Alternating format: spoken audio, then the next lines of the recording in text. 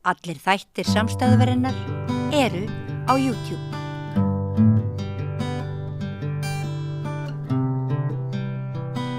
Já, þeir eru komnir hingað til okkar að rauðaborðinu á samstöðunni í Rökræðu, kannski getum við sagt, aðgengi að áfengi, löglega sölu eða lögleysu, við heyrum ýmis sjónarmið það, netsöluna, kannski einhver leyti siðferðislega umræðu sem tengist börnum, forvörnum og svo frelsi neytenda.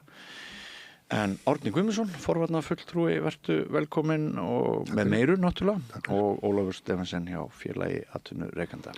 Þeir eru til félagsupplýsingur svona. Það dýfsta í mér. Það að dýfsta.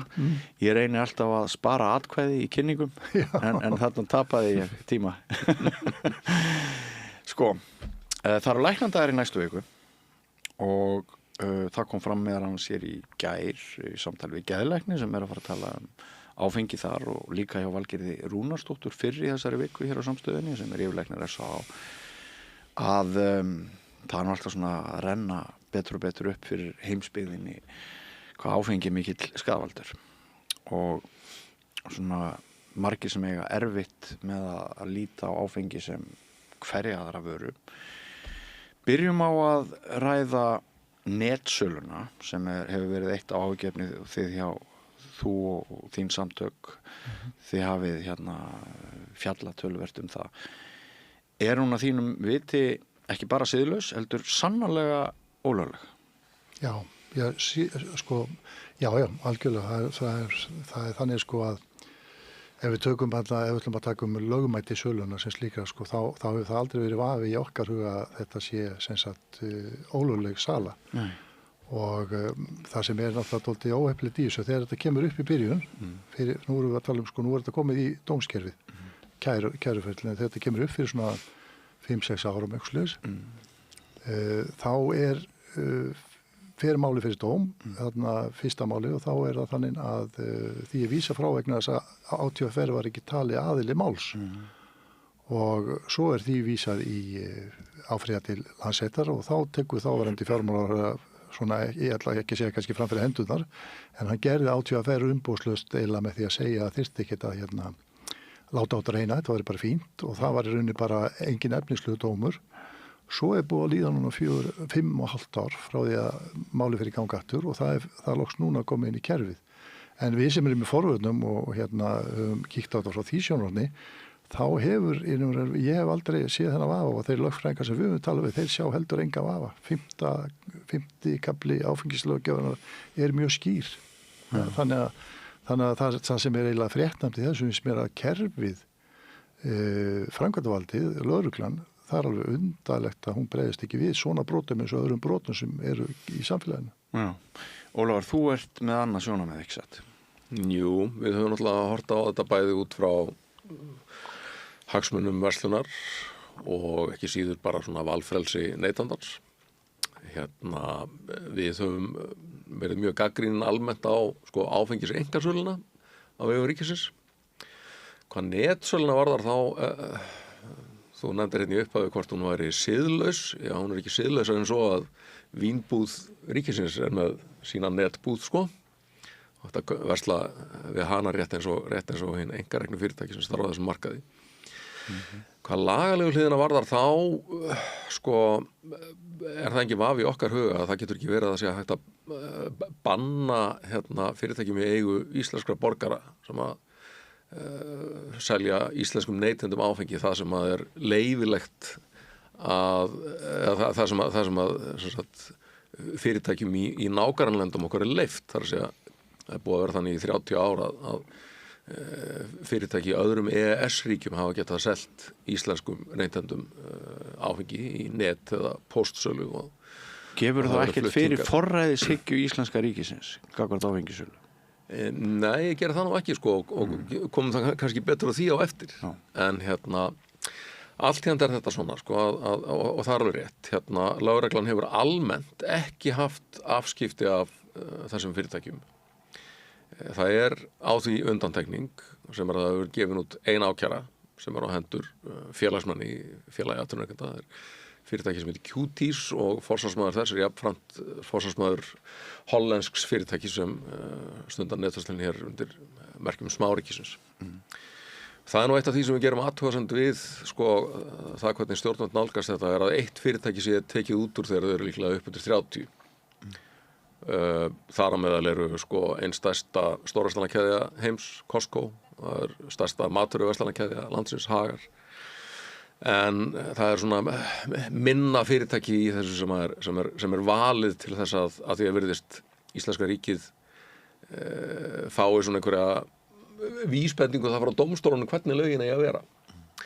Við gerðum gangskur að því hérna fyrir 4 árum að reyna að fá skýra leiðbeiningu frá stjórnvöldum það hver væri gildandi réttur í þessu að þeirra mati.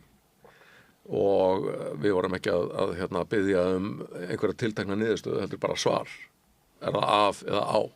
Spurðum 3 spurninga, spurðum í fyrsta lagi netverslun sem er bara fyrirtæki á íslenskri kennitölu sem stundar sín viðskipti á Íslandi.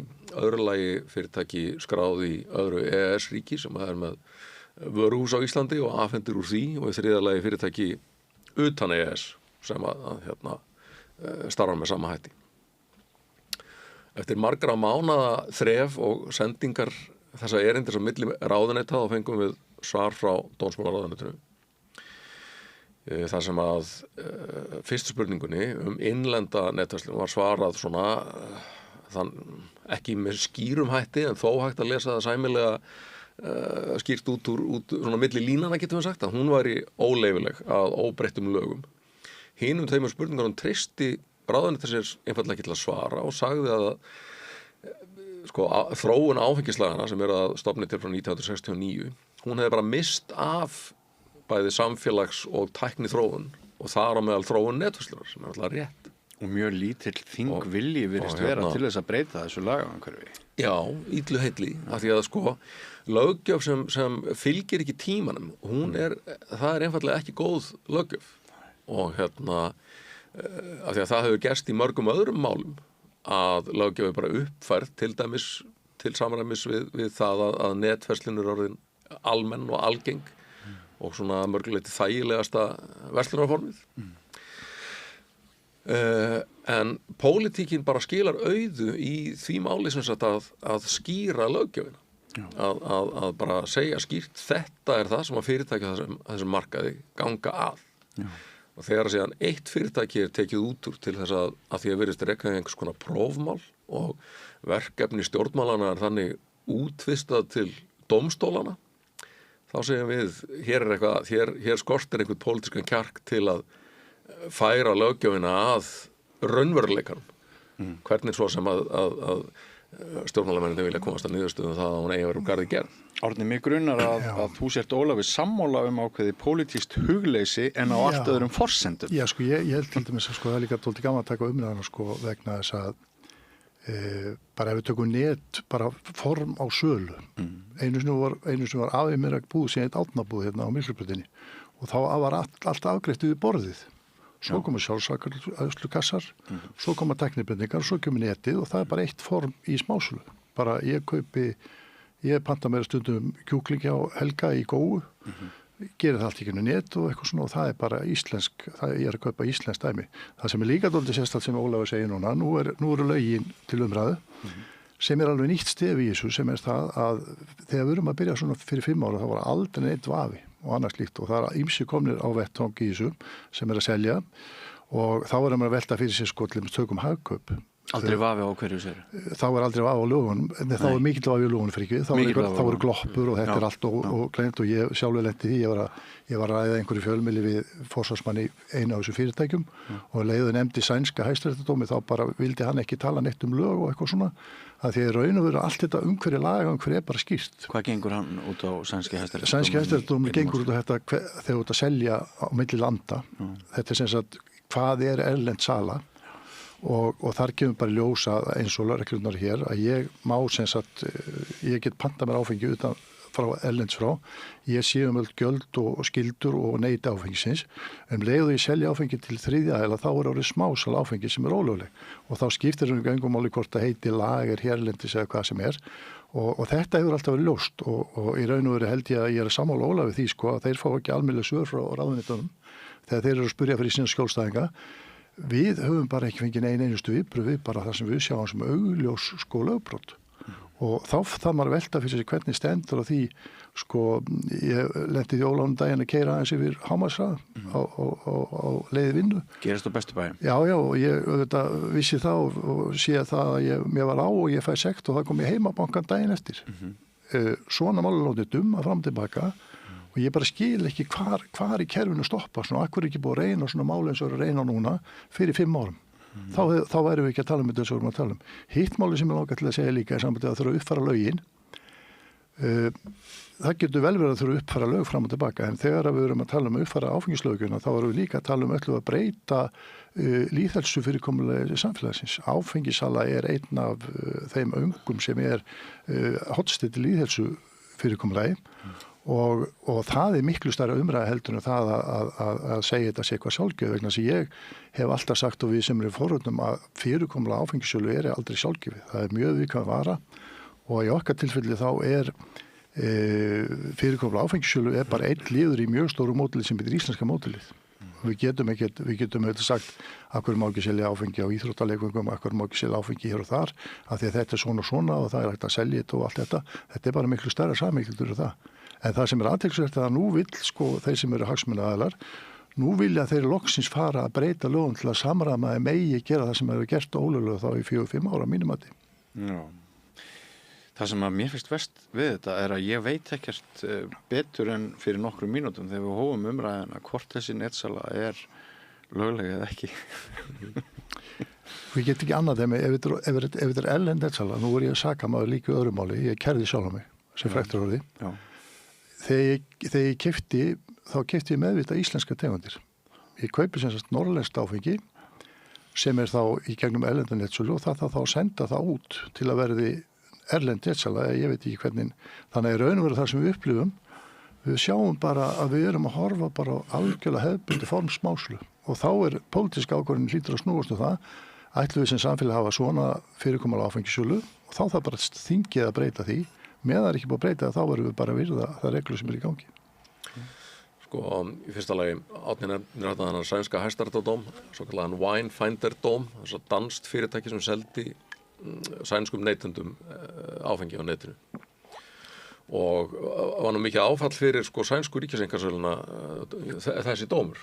Það var systembolaget sem var stefnandinn í því máli og maður var ekki hressir með niðurstöðana sem var svo að þessi netverslun væri heimil. En það rétt, sænski hæstirétturinn segir sem svo að fyrstra áfengið var statt í Danmörku og flutt til Svíþjóðar, þá var ekkert að þessu.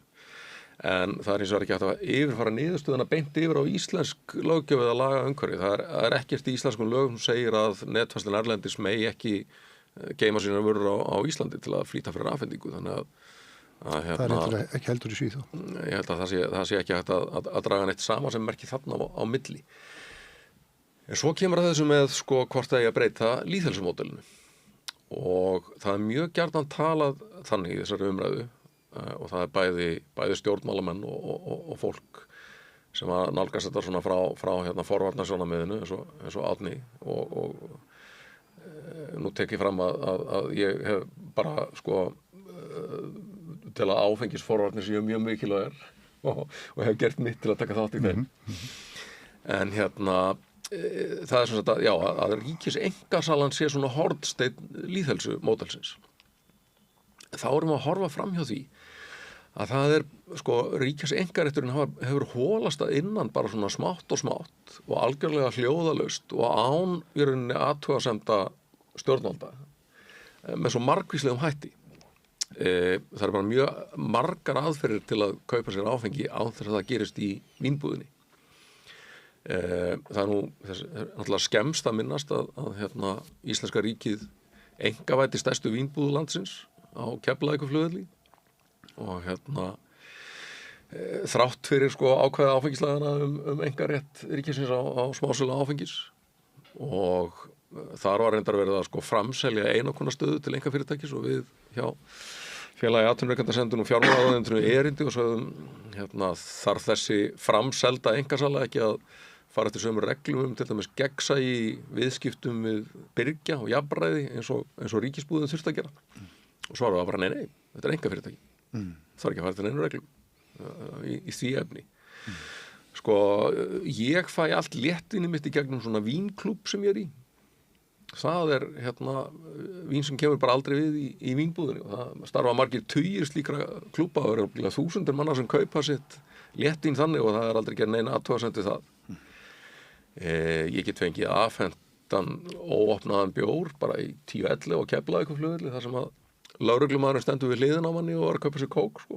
Það er ekki hægt, við prófum það, það er ekki hægt, við prófum það Ég prófaði það, það gekk þá hefur þú bara, þér orðið á eins og mér, en við prófum þetta. Og þetta getur maður gert bara í vegasjoppum sem eru með sko veitingasölu og vínveitingaleyfi, maður er bara mjög auðvelt að kaupa bjór og hafa hann með sér. Það er búið það er ólöglegt bara hreinlega, samkvæmt lögum. Samkvæmt lagabókstafnum það má það ekki, það er ekki gerað neinar athugasemdir. Ef þú myndir reka pub hérna niður á Laugavegi, þá máttu ekki til áfengi út af pubinum. Lögum skal land byggja en ólögum land eyða. Það er alltaf búið að leyfa sko smásölu framleiðenda á framleiðslustað. Þar vantar eitt inn til dæmis. Þar var hins vegar sko, það var nokkuð sem var búið að eiga sér stað mjög lengi áður en að lagaheimildin kom. Og aftur athugasemdalaust. Af hverju var það athugasemdalaust? Jú, mögulega vegna þess að þessir viðskiptahættir misbjóða einhver almennu siðferði. Ef svo væri þá myndi til dæmis þessar 30 netverslanir sem eru starfrættar í dag hafa mætt allt öðrum viðbröðum. Ég þeirrar skoðunar að áfengislögin eins og þau eru séu komin úr takti við réttarvitund almennings og það er aldrei gott.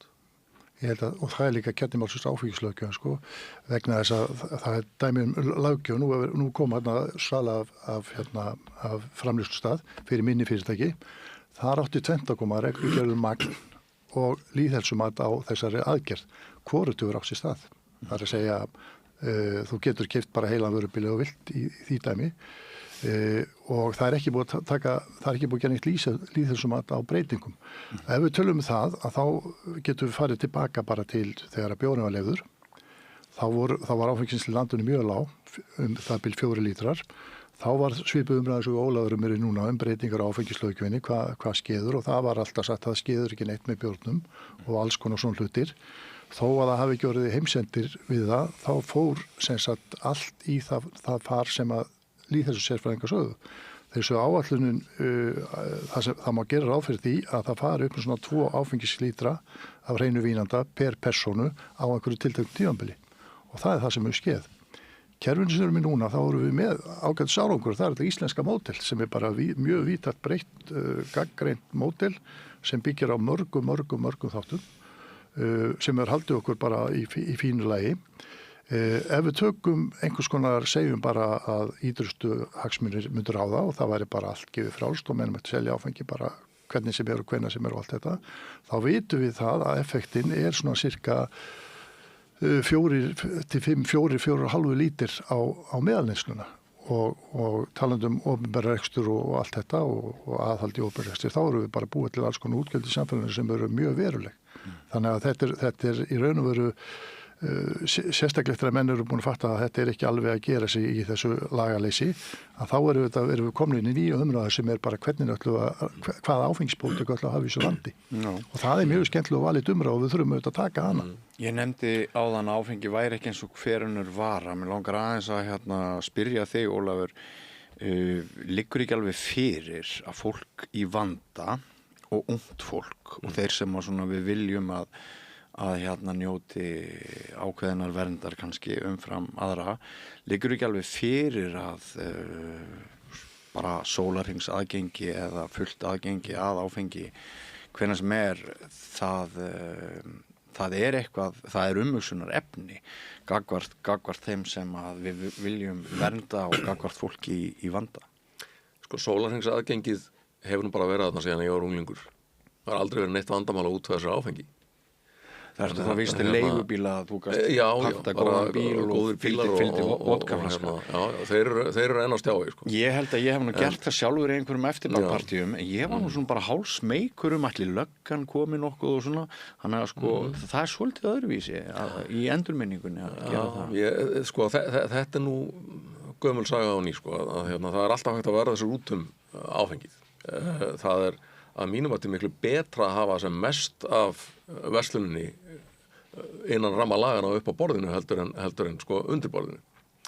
En allar tölur í öllum löndum segja að aukið aðgengi að áfengi auki neyslu áfengis. Já, en sko þarf það að vera ríkiseinkasala. Hún undantekningin frekar reglan til dæmis í Evrópulöndum, hún er tíðkast á Norðurlöndunum, annar staðar en í Danmörku, en annar staðar ekki. Og ég sé ekki að það sé endilega minni vandamál í þeim ríkjum heldur en þeim sem að leyfa bara svona almenna sölu áfengis með einhverjum skilyrðum og einhverjum lagaramma, sko. Ég nefndi þetta áðan að einkarétturinn er orðin hólureinan. Það er sagt að hann sé hornsteinn áfengisstefnunar, en það er ekki alvöru einkaréttur lengur. Og sko, við getum líka nefnt áfengisauglýsingarnar. Það er gert, löggjafurinn gerir ráð fyrir það að séu bannaðar og ekki til. Þær eru enga síður aðstæður kringum okkur. Á þessum erlendum miðlum og hafa náttúrulega, þetta hefur lengi verið þannig að Íslendingar hafa haft aðgang að áfengisauglýsingum í gegnum erlend blöð og tímarit, í gegnum sjónvarpsútsendingar í íslenskum miðlum, sko. Þú horfir á útsendingu frá einhverjum íþróttakappleik á íslensku sjónvarpsstöð og þar sérðu auglýsingar frá Heineken, en Egils má ekki auglýsa þær, sko. Og með tilkomu samfélagsmiðlana síðan hefur þetta gjörbreyst og þessar auglýsingar eru allstaðar í okkar miðla umhverfi, en af því að löggjafinn gerir ekki ráð fyrir það séu til, þá er engar reglur þar.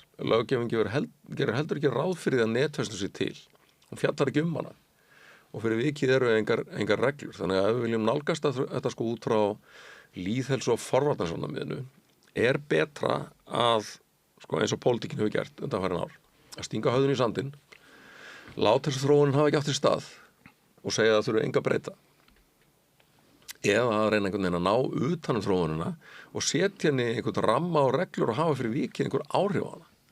Ég held að það sé miklu, sko, skynsamlegri og raunhæfari leið. Síðan er það þessi umræða sko magn vínanda á mann. Það sko tók ákveðið stökk með bjórnum. Þróun reyndar síðustu 2 ár, samkvæmt tölum Hagstofunnar, er að það að draga úr neyslunni. Drykkir að auka, segir Valgerður Rúnarsdóttir yfirlæknir S.A. Já, ég er bara að horfa á Hagstofu tölurnar, sko. Já, það eru mjög getur tekið þess. Mér langar aðeins að bregðast nefnilega. Býta aðeins rólega samt, sko. Af því þú talaður lýðheilsu módelið, eða lýðheilsu fyrirkomulagið, sko, og það eru, þú segir réttilega, það eru margir þættir í því. Sko, þegar ég er unglingur, þá er náttúrulega ástæða til dæmis í unglingadrykkju fullkomlega skelfilegt. Bara götu drykkjanir í bæjum hverja helgi. Tók fleiri ára að koma sér í stand. Já. Og þar spila náttúrulega svo margt annað inn í, alls konar félagslegir þættir, samstarf, foreldra á skóla, opinbert félagsstarf, hinn á þessi samtökur sem framvegis og ekki síst bara betri samskipti barna og foreldra. Ég meina, ég tók þátt í alls konar þegar mín börn eru unglingar, foreldrarölti og vakt á skólaböllum og alls konar hlutum sem að foreldrar mínir hefði ekki látið sér detta í huga að vera einu sinni til, sko. Nei, bara Á sama tíma þess að þetta gerist og dregur mjög úr unglingadrykkju og hún verður minna vandamál. Þá náttúrulega, sko, margfaldast aðgengið áfengi.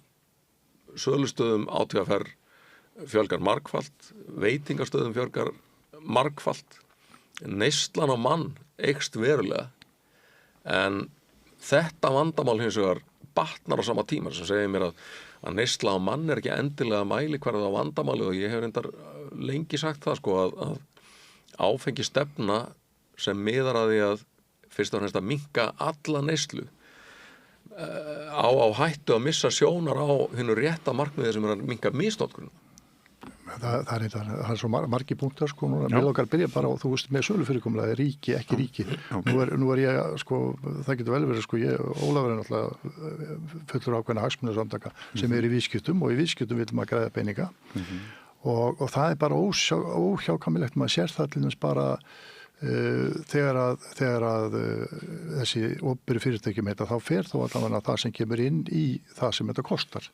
Meðan að þeir sem eru þá reyka fyrirtæki borga við sína skatt og skyldur og slíkt, en það er bara þessi eðlis að þegar þú ert í business þá ertu selja sem mest og það verður við þetta var við. Aðgengi eru þetta alltaf stórt atriði, því meira aðgengi, því meiri drykkja og talandi þegar koma auglýsingar og þá getur við tekið bara dæmi núna, sko það er ekki neyðarástand í áfengisölu. Ef fólk getur köpið sér áfengi, þá er það bara innan seilingar. Nú erum við að fá svona eitthvað svona nýja sýn af því að við tökum bara sem mér hefur fundist alveg einstaklega óviðeigandi að fyrirtæki eins og Hagkaup í eigu okkar lífeyrissjóðanna miklu leyti skuli ekki bíða eftir því að það sé lögulegt að gera eitthvað sem þeir eru að gera og þeir hafa reyndar ekki sýnt þetta lögfræðilega sem þeir segjast hafa að baki sínu en á því svæði, Skeifusvæðinu í 300 metra radíus það eru 4 áfengisverslanir 3 svona einhverja sem eru semst að mínum að ólöglegar og svo er áfengisverslu ríkisins og þetta verður auðvitað til þess að þegar að frambóður er svona mikið þá koma auglýsingarnar líka og mín innkoma í þennan bransa eru auðvitað fyrst og næst út frá velferðarsamböndum og velferðarsamtökum sem eru fyrst og næst að verja þarna réttindi barna og ungmenna. Áfengisauglýsingar bæði ólöglegar og ekki ólöglegar og alls konar kerfauglýsingar, þær hafa líka fengið að slæti gegn, það eru mjög fáar ákæru gefnar út í því sambandi. Og mörg á síðan er ekki. Fyrir utan það og svo er það alveg klart mál áfengisauglýsingar virka mjög vel og ég get bara tekið nokkuð dæmi, ég er sjálfur sko, ég er því lukkulega hlutur ekki, ég er afi sem er yndislegt að vera. Og ég er að hitti, við sýtum ég og afastrákurum sem er mikið áhuga á Star Wars myndunum og við erum að ræða þessi sverð þarna, grænusverðin og rauðusverðin og öll þessi tákn og ég veit ekki neitt og þá segir hann alltaf að við skulum bara googla þetta og hann á svona eitthvað gamlan iPad og við förum að googla þetta og hann kemst á síðu sem er alveg greinilega síða fyrir 8 ára barn. Allt umhverju síðunar þennin og það Star Wars. Það sem kemur þar inn, það er fyrst kemur veðmálauglýsing, svo koma nokkar áfengisauglýsingar. Og þá fór ég að hugsa, við getum auðvitað ekki verið með eitthvað svona system þar sem að bara við veitum bara óheftan aðgang af börnum og ungmennum með alls konar svona áhrif sem er ekki. Þannig ekki samt að kljást við allan heiminn eins og þú ert að gera þarna og annað er það sem við höfum stjórn á heiminn. En svo er það ekkert mála að sko, þú getur ekki byrt hitt og þetta á samfélagsmiðlum. Nei. Ég meina það má ekki byrta myndir af naknu fólki á einhverju samfélagsmiðlum, þá bara er það feita út. Ég held að ég fari með réttmála í Noregi, þá er einhver filter á áfengisauglýsingum á samfélagsmiðlum. Þannig að það er talandi tæknin og nýja tækni þá er auðvitað að gera það. En ég bara áreita það við verum að vera með einhverja stefnu í samfélaginu í þessum viðkvæmálaflokki sem vendar til með börn og ungmenn og þessa viðkvæma hópa gagnvart þessu. Það er rosalega þægilegt að geta. Það er allavega báðir sammála að það er algjört stefnuleysi í gangi. Já. Nei, sko, ég myndi ekki segja stefnuleysi, ég myndi segja að við erum í kerfi þar sem að fullt af fólki fer ekki eftir og með er ekki búið að breyta þá er það ólöglegt. Ef það er þörf sem ég sé enga sérstakka þörf að taka upp áfengislöggjöfina. Ég er ekki sammála Ólafi því að það sé einhverja tæknibreytingar sem gera það er hægt að selja allstar. Það er bara samfélag er oft með takmörkunum, til dæmis við komum vörutegundum og öðru slíku. En ég get alveg sammála því ef við förum að ræða áfengislöggjöfina, þá er ég náttúrulega fulltrúi þess fólk sem vil hafa lýðheilsumarkmiðin nr. 1, 2 og 3 og svo viðskipta sjónarmiðin nr. 4, 5 og 6 meðan að kannski Ólafur hans fólk vil auðvitað setja viðskiptin ofar því sem ég stend fyrir. Þú vilt að öll áfengisala utan veitingahúsanna eigi sér stað hjá ÁTVR? Nei, ég er bara að segja það, við erum með kerfi sem er núna og það hefur verið tiltölulega mikið sátt áfengisstefnu Íslendinga. Við erum með fyrirtæki sem er á alþjóðlegum markaði að selja forvarnamódel sem við höfum sannrætt í Íslandi. Ólafur talaði áðan af það þegar það var ungur maður og það var ákveðin óreiða. Ástandi í kringum 80-90, það tók bara 30-40 ára að koma okkur þangað sögurum hinn dag. Þess vegna finnst mér þetta mjög dýr tilraun ef við ætlum ekki að fara til lögunum, hleypa þessu svona slæta yfir þetta og láta þetta fara einhverja þróun sem er ekki góð. Ólafur, hver er munurinn á því að þú sennilega spennir á því bílbeltið þegar þú ekur á milli hverfa, hvort sem þið líkar það vel eða ekki, því að ríki segir þér að gera það og þú undirgengst það bara, það er löggjöf, við þurfum að hafa bílbelti, annars brýtur lög. Bursið frá því hvort þú stefnir lífið þín og heilsu í hættu eða ekki.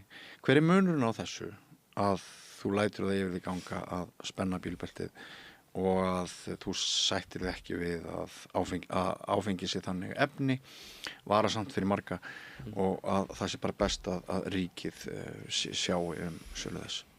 Í fyrsta lagi eins og hérna, þá er ég að tala utan veitingastaðan. Í fyrsta lagi þá er kannski bara þannig að hérna, það er svona almenn og heilbrigð skynsemi að spenna sig bílbeltið og ég sé líka þegar þegar ég fer í frí til Spánar og Þýskalands að þar gerir fólk það líka og gengur bara vel.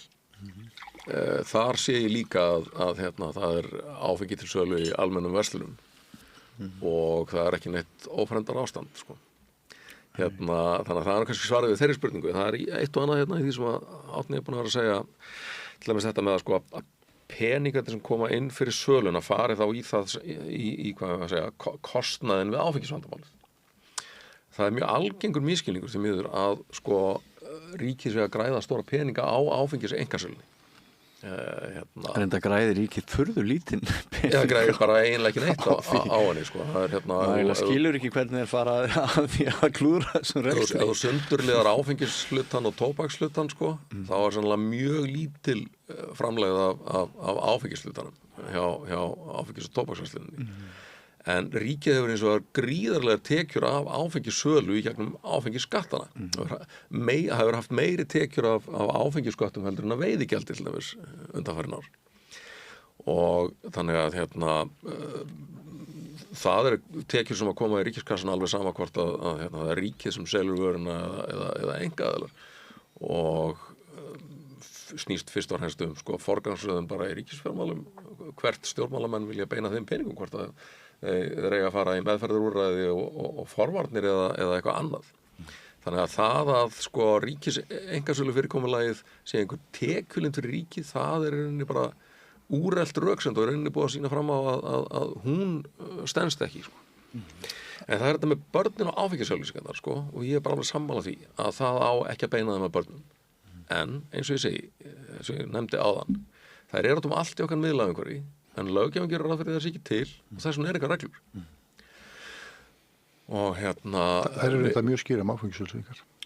Það eru bara bannaðar. Já. Það er bara Það eru samt hana á sko miðlum sem allir íslensk stjórnvöld hafa enga lögsögu yfir. Já. Og hérna og þá spurning ég hver er rétta nálgunin í því. Og við höfum sagt lengi miklu nær að fara allir með sænsku leiðina að segja áfengisauglýsingar eru bara til og eiga að vera leyfilegar en með mjög skýrum takmörkunum það að hverjum þar beinast á hvar þar birtast á hvaða tíma í sjónvarp og útvarpið eru birtar og svo framvegis. Við fyrir nokkrum árum sömdum sko drög að siðareglum byggð á sænsku löggjöfinni af því að það er innan okkar vébanda mörg fyrirtæki í framleiðslu og sölu og áfengi. Og svo við erum bara tilbúin að hérna, stofna siðanefnd og láta okkar félagsmenn undirgangast þessar reglur, rétt eins og til dæmis bara siðareglur, hérna, auglýsingastofa eða eitthvað álíka.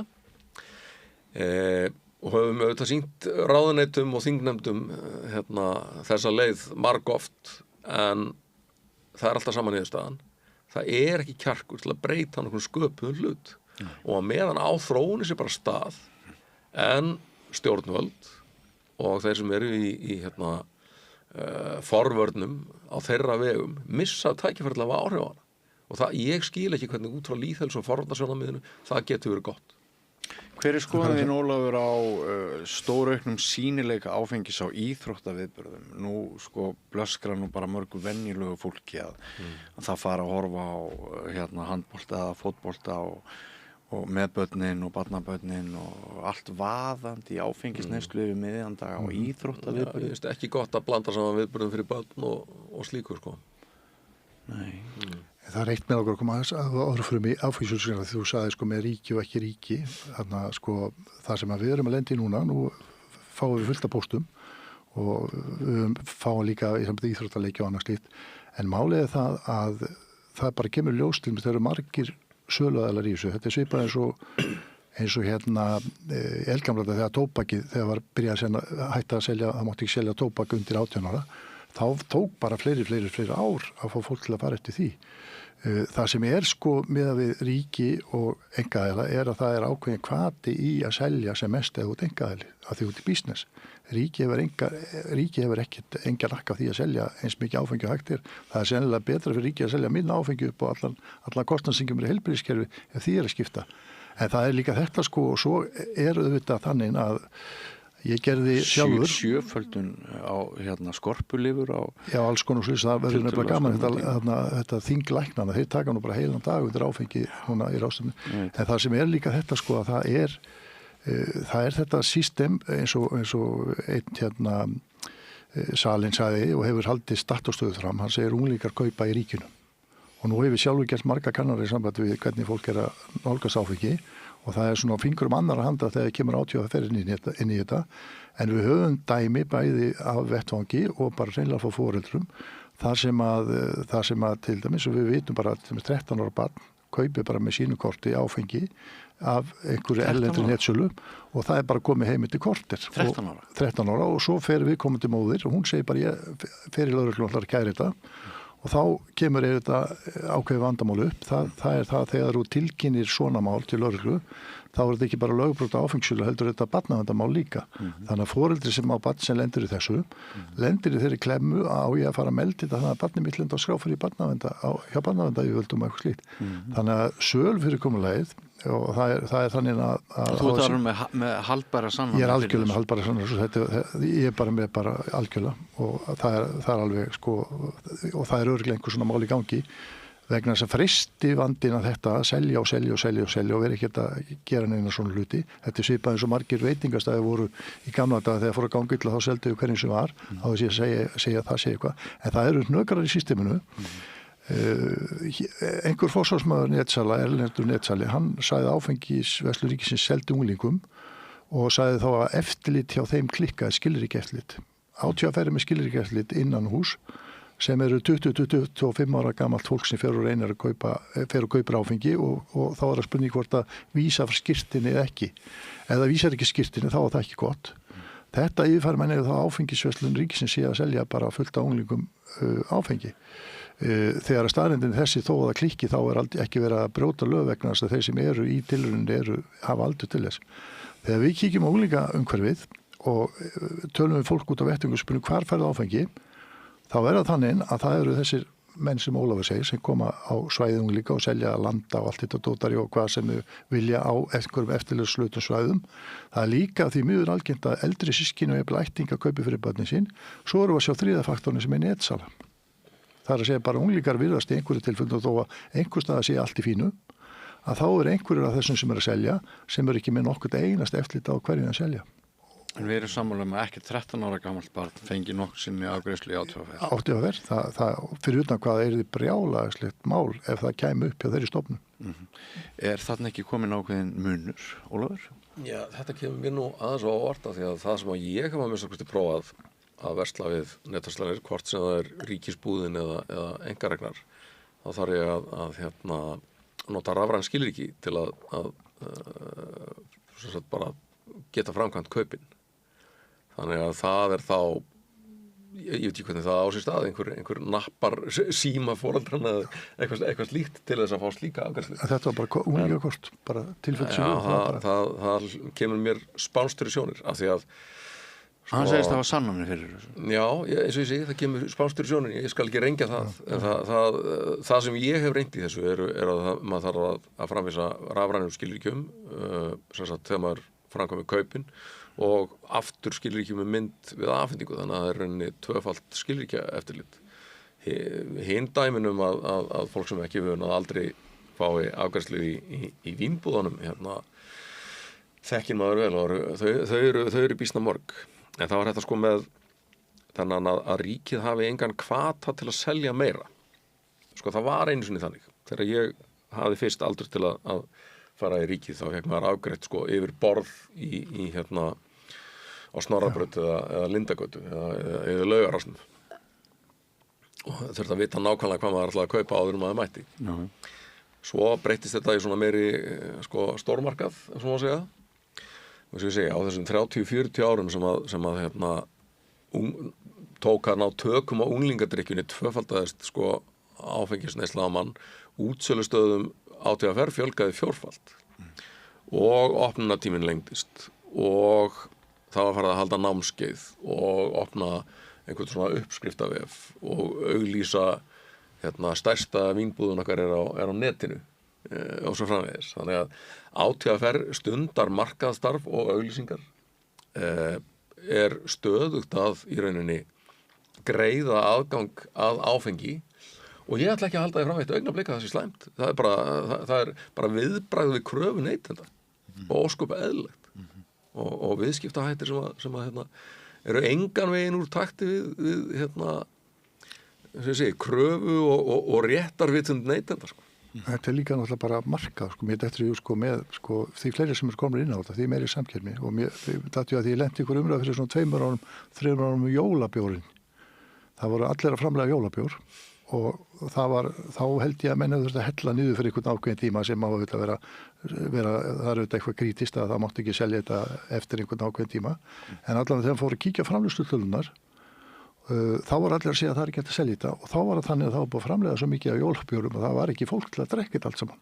Þannig að það var svo mikið samkeppni að komast þar inn að það verður alls konar svona faktor og ég ætla ekki að auðvitað viðskiptalífið að vinna á sínum forsendum og geri það auðvitað samkeppnin að við erum góð og allt þetta þar en það sem við gerum auðvitað dálítið setjum strik undir það er auðvitað þegar maður er með gríðarlega viðkvæma vöru. Mér finnst líka allir með ef við sjáum núna þetta regluleysi í púðadótinu þegar verið að selja fólki nýkontipúða sem eins og bara hálfu síkartupakki sem hrýtur í munnuna og að við sem ekki búin að sitja það inn í tóbakslögin sem eitthvað svona vendandi ákvæði. Ég sé þessar nokkra vörutegundir bara sem vörutegundir sem þurfa einhvers konar umgjörð sem að passar upp á alls konar þætti. Myndir vilja ríkisbúð fyrir púðana og tóbakið? Nei, ég myndi vilja setja púðadóti og allt undir löggjöfina. En þú telur svo en myndir vilja ríkisbúð? Myndi það hjálpa? Ég veit ekki hvort að það myndi... Þú segir að það virkir svo vel í áfengir. Myndir vilja ríkisbúð fyrir púðana? Það má vel vera að vera stjórn. Og tóbak og sígarettur? Hvað er það? Ég bara segja að þú tala um áfengi þá gett. Við höfum náttúrulega tökum tóbakið. Við gerðum í Hafnarfirði þegar breyttist löggjöfin með tóbakið. Þá var það þannig að 10 árum eftir að lögin voru breytt, þá voru 70-80% verslana en þá að selja krökkum undir aldri svoleiðis tóbak og ef verslunin getur ekki gert það, þá er ég alveg sammála ríki verður það bara að taka að sér. Sko, það er nefnilega áhugavert að snúa dæminu við og segja það er oft talað eins og ástandi sem var fyrir 30-40 árum sé ennþá að ríkið hafi raunverulegan einkarétt að sé mjög takmarkað aðgengi að áfengi og þessar undantekningar sem ég var að lýsa áðan séu bara hið verstamál og þá veltum við því fyrir okkur hvað þarf til að geta snúið aftur í þetta 30-40 ára gamla ástand sem að fólki finnst svo eftirsóknarvert. Það myndi þurfa að fækka vínbúðum ÁTVR 75%, loka þeim hingað og þangað landið. Það myndi þurfa að taka vínveitingaleyfið af ótal veitingastöðum. Það myndi þurfa að fara í allar netverslarennar sem eru núna regnar og loka þeim með lögregluvaldi og ákæra og fangelsa forsvarsmennina. Út í hvað erum við þá komin? Bara í samanburði við, eins og ég sagði að löndin sem við förum til í frí, þar sem er allt annað viðskipta umhverfi í þessu og virðist bara ekki vera neins sérstök lýðheilsu og til staðar.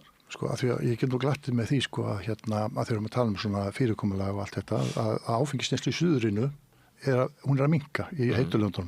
Franskir vínbændur hafa stórar áhyggjur að minnka ég fór að kíkja ég kíkti á rannsókn út af hverju menn auðvitað kíkir fólk á þetta hvað er í gangi, hvaða faktor er þetta skota sig ásamt Íslendingum með eina þjóðin ef við horfum okkur nær sem er að auka drykkju núna. Ég var að í raun og veru ég kíkja á þetta hvað er það, hvað þættir eru það. Við vorum að tala um íslenska mótil áðan og það er bara eitthvað sem er í þróun og það er einn á mörgum þáttum. Það eru margir þættir þar. Það er félagslífið, það er íþróttarhefingi, það er alls konar aðila, það er sörufylgum og allt þetta. Svo kíkjum við á suðrið og maður sér einhverja tölur er að fara niður. Þá er það einfallega þannig þegar grant er að gá, þá er það eitt í þessu stóra mengi er sem þess eðli vinnunar. Þegar að vinnan verður típisk 8-4 vinna og síðastan fyrir út sem er matur og neysla áfengi og drykkjum leið og samfélagsbreytingar að breytast þá kemur það sem effekt á lækkandi áfengisneyslu þar. Það er eitt liður í þessu. einn liður í búðinar og talandi þetta að við erum búin að vera íslenska mótilið, þetta er 30-40 ári. Ég sjálfur að þeirri kynslu að þegar ég var í barnaskóla, þá var almennt drykkja á böllum fyrir hjá 13-14 ára krökkum. Allir eitt og drukku. Kringu 90 í svakalegri bylgju og þess vegna þetta bara, það bara unnið öllum plönum. Sölufyrirkomulagið, aðgengið, verðið, þarna samskipti foreldra, alls konar svona vendandi faktorar og Þórólfur Þórlinsson sá merki félagsvísindamaður, þetta er bara alveg sannreind útflutningsvara, þannig að við þurfum að halda því. Þess vegna er ég kannski vill benda Ólaf á þeim og það eru við ekki þetta að taka eitt út engjun og segja að það er allt í lagi, það er svo gott ástand. Nei. En þú þeirra skoðanar Árni að ríkið hafi ákveðið forræðishyggju hlutverk. Sko, ég bara, það sem ég segi, við verðum bara að hafa kerfi sem bara virkar og við verðum að standa vörðum barn og ungmenni í þessu landi. Það er númer 1, 2 og 3. Já. Við erum næstu í búin með tíman en Ólafur, mér langar aðeins að svona í lokin því fleiri rannsóknir sem eru gerðar á áfengi í rauninni því meira vitum við skaðsemi áfengis. Það er svefnleysi, ég nefndi áðan 7-falt nýgengi skorpulifurs á Íslandi með aukinni drykkju. Gamalt fólk er og miðaldra er í auknum mæli að lenda í vanda vegna áfengis, auk þess sem að maður veit nú aldrei hverju maður á að trúa varðandi unga fólkið en ég hallast nú heldur á því að þau gögn sem Árni hefur aflað meðal annars á félagsmiðstöðunum bendir til þess að unglingadrykkja sé aftur að aukast.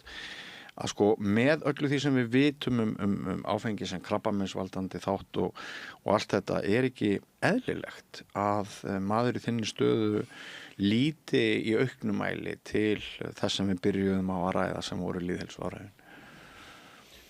Sko, það eru bara svo margar vörur sem eru varasamar ef það er nýtt í óhófi og áfengi hefur vissulega þar ákveðna sérstöðu sko. En bara af því vorum að ræða hérna aðan til dæmis minnkandi áfengisneyslu í mjög mörgum Evrópuríkjum og nú bendi ég aftur á að opinberar tölur segja að það sama sé að gerast hér hvað varðar sölu áfengis. Þetta verður ekki til vegna sko forsjárhyggju ríkisins eða af því að það hefur teknar upp ríkisbúðir til dæmis í Frakklandi. Ég held að frakkar myndu ekki láta sér það vel líka svo að ég taki nú bara ekki djúpt í árinni. Þetta gerist einfallega vegna upplýsingar neytenda og ég held að fleiri og fleiri, kynni sér þessi mál og takja ákvörðunum að neyta áfengis í hófi eða ekki meðal vegna heilsuáhrifana en að það eigi að hafa vit fyrir fólki með ríkisforsjá er svona bara í mikill andstöðu mínar grundvallarlífskoðanir. En sko ríkið er samt að hafa vit fyrir þær þegar segir þeir að spenna ríkisbeltið í bílnum. Ég þarf ekki neina löggjöf til að vita hvernig á að hafa með skynsamlega í umferðinni sko. Það er eitt ágætt svona, ef við erum að þetta sko, með auglýsingarnar. Því að sko, einn útstundingu var sko að vera með áfengisauglýsingu 0,0 og að því að ég var einhvern veginn að mannsins að áfengisauglýsingar virki ekki, það er bara fólk skiptur áfengistegund en auðvitað virka auglýsingar og nú er að koma nefnilega, nú eru menn búin að auglýsa áfengi sem 0,0 þó þau séu aðalega auglýsa áfengi og við höfum grýtt sér ríkisútvarpi fyrir að setja svona 0,0 bara örskota stund og léttulega hvað það heitir en það sem er góðu fréttnari því að áfengisauglýsingar eða þessar auglýsingar virka þannig að fólk eru auknum að fara út í 0,0 Það er klárlega jákvæð þróun það eru komnir til dæmis allsendis óáfengir bjórar sem að mörgum þykja bara jafn góðir og þeir áfengu. En ég held að sko kannski lokapunkturinn í þessu er ég held að þurfi að gera breytingar á löggjöfinni til þess að hún taki mið af þróun bæði samfélags og viðskiptahátta og ég held að það sé sko gott bæði fyrir viðskipti og sko gleym því ekki til þess að áfengisframleiðsla er sko vaxandi atvinnugrein á Íslandi og mikla tengingu við ferðarþjónustuna. Það er gott bæði fyrir viðskiptin og fyrir lýðheilsu vegna þess að það nást þá hlutur undir löggjöfina sem í dag er látið eins og sé ekki til og fyrir ekki gild engar reglur. Ég held að vera þannig sko, nú erum við komnir að því að sko, það er tóldi kjarni málsins sko, því að nú erum við komið með, það er dómsmál þarna gagnvart ákveðnu fyrirtæki og það mun auðvitað taka sér tíma og allt þetta með öllu þeim kímum og öngum sem dómsmál fari og svo kemur einhver niðurstaði því alltaf alveg sama hvernig það mál fer, sko, ef það bara dæmt eins og ég held að verði, þetta sé ólöglegt, að þá erum við bara með þá stöðu sem og þá komið verkefni fyrir Óla og hans hagsmunasamtök að fara að vinna þá einhverju policy making, einhverju nýrri áfengistefnu. En ég held að lagabreitingar sem slíkar í þessu málflokki, tóbak, áfengi, að það alltaf spurningu svona heildarstefnu, meðan alls konar annað form viðskipta getur verið alveg óháð því hvað það hefur, sko, og það eiginlega efnuna sem slíkar, sko. En það þá bara ný umræða nýja áfengispólitík, en við höfum alltaf haft ágætis áfengispólitík. Einmitt. Heyrðu, það búið að vera forvitnilegt að kynnast sjónarmiðum ykkar tveggja sem sumpart eru ólík, eðlilega, og ég veit ýmislegt sem ég vissi ekki áður. Kæri þakkir Árni og Ólafur. Takk. Takk fyrir. Og þættinum lokið í kvöld. Við þökkum ykkur hlustendum og áhorfendum fyrir samveruna og þökkum einnig viðmælendum fyrir þeirra merka framlag sem og flesta aðra daga sem við stöndum í dagskrárgerð hér. Þakka mínu tæknifólki og þakka ykkur sérstaklega sem eru yðin við að deila efni samstöðurinnar. Mörg ykkar eruð mjög jákvæði í okkar garð og gerið okkar efni sýnilegt. Við höfum í rauninni ekki aðra dreifingaleið en ykkur. Ef ykkur líkar við efni samstöðurinnar endilega miðliði áfram eða lækið okkar síður. Og sérstakar þakkir fær sá hluti ykkar sem styrkir samstöðuna tilfallandi eða mánaðarlega með framlagi og það hægt að gera með því að fara inn á vefslóðana samstöðin.is og finna þar hnapp þar sem ástendur áskrift. En á morgun verður eilítið öðruvísi dagskrá heldur en við stöndum fyrir frá mánudegi til fimmtudags. Þá verðum við með beina útsendingu klukkan 4 þar sem Gunnar Smári fær góða gesti til að taka púlsinn á fréttum og þjóðmálum þeim sem að þeim finnst markverðast að ræða og tíðaranda og á laugardaginn mjög áhugavert og fróðlegt helgispjall. Þá tökum við oft lengstu viðtölun okkar á laugardagsmótnum og yfirleitt mjög góðir gestir. Verðum síðan með úrval af efni vikunar einnig á laugardegi og á sunnudag klukkan 20:40 verða þeir bræður Gunnar og Sigurjón Magnús með flaggskip þessara stöðvar að mati margra, Syni Egils, og alltaf vel mannað þar og margir halda því fram að þar fari fram besta þjóðmála umræða hverjar viku.